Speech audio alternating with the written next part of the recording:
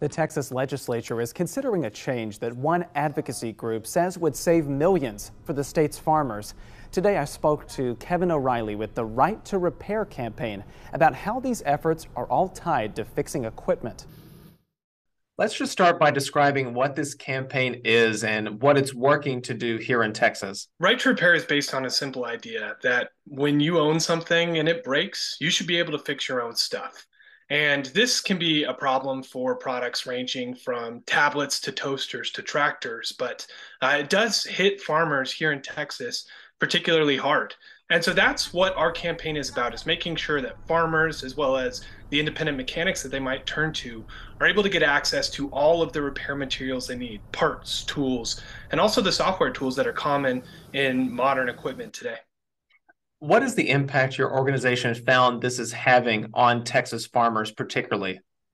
Yeah, so we have heard over and over from farmers that one of the biggest problems that they face because of these restrictions on repair that tractor makers impose is that they will have a breakdown in their tractor that will lead to days to weeks to months of downtime, as well as they have to pay inflated rates for repair because the dealership is the only place they can turn to for many repairs. So what we were able to find is that Texas farmers would save a combined $362 million each year should right to repair, like the bill introduced by Senator Kolkhorst, pass, right? And that happens in two forms. For one, there will be $260 million in avoided downtime.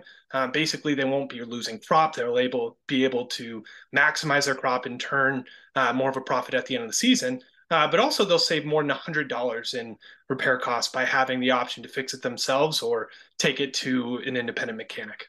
You mentioned the legislation filed here in Texas, but I'm wondering if you could expound upon what kind of work is happening to potentially bring about changes. Yeah, so this is happening in Texas, but it's also happening across the country, right? Farmers are speaking out, and legislators at the state and federal level are hearing it. Particularly this year, there's 16 different states considering agricultural right to repair legislation. And actually, just earlier this week, Colorado became the first state in the country to pass a tractor right to repair bill. It's now headed to the governor's desk. So we are seeing tons of momentum on this front. Farmers are fed up, they're standing up, they're speaking out, and they're demanding that they have the ability to fix their own equipment. What do you think has stopped any kind of reform or change from happening in the past related to all this?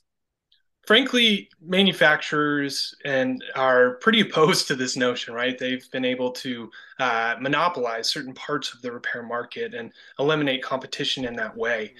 So they've got guaranteed revenue that can come in on this.